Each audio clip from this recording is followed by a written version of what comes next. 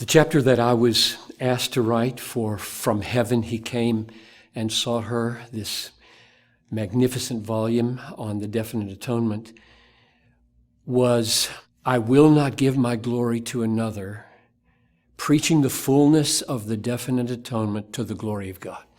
And I was eager to do it.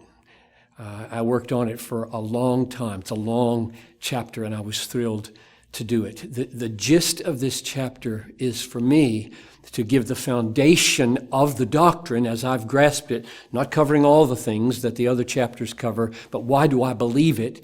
And then why is it so precious for a pastor to preach? And so here's just a brief glimpse into the foundation.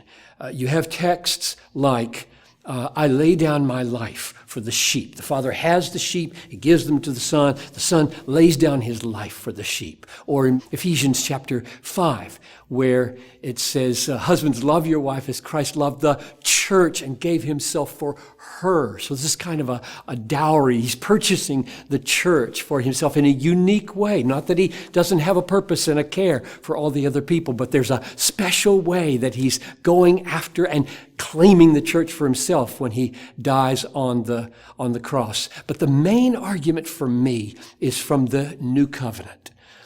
The New Covenant is the promise in Jeremiah 31 and Ezekiel 11 and Ezekiel 36 and Deuteronomy 6, where in the New Covenant, God is going to take out the heart of stone. He's going to put in the heart of flesh. He's going to write the law on our hearts. He's going to cause us to walk in his statutes. And then you come to the Last Supper, and Jesus lifts up the cup, and he says, this cup, in other words, my blood that I'm going to pour out tomorrow morning, is the New Covenant in my blood, which I think means I'm going to purchase that. I'm going to secure that. And what is that? It's not just an offer to the world. I'm going to secure the fulfillment of the new covenant, which is the taking out of the heart of stone and the writing on the heart and the giving of life to his people. So I believe I owe my life, not just my future salvation. I owe my regeneration, my coming to life, my having faith. I owe all that to the blood where it was bought for me in particular, definitely for me. So that's a huge argument for me. And the last one is the logic of Romans 8:32. He who did not spare his own son, but gave him up for us all, will he not, therefore, because he gave his life for us, give us all things?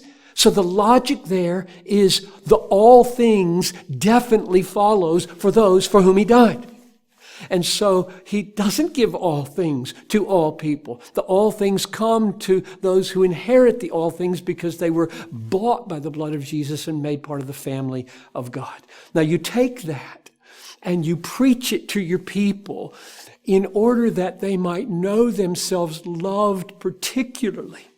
I feel like so many people in the church are kind of generally loved by God. Like God is generally loving, and I'm a human being, so I guess I'm included in the general love. And it doesn't feel very personal at all. But if this doctrine ever gets a hold of a person, that when Christ died, God was purchasing them for himself. He had them in view from the history of the world, from the beginning of the world, and he went after them in Jesus Christ and bought them. He gives them his spirit. He keeps them for himself. Salvation becomes a very precious personal thing, so that you find yourself saying with the Apostle Paul, I live my life by faith in the one who loved me and gave himself for me. And I think for Paul, that was incredibly precious and personal. And that's what I want it to be for my people. And that's why I wrote a chapter on the definite atonement in preaching.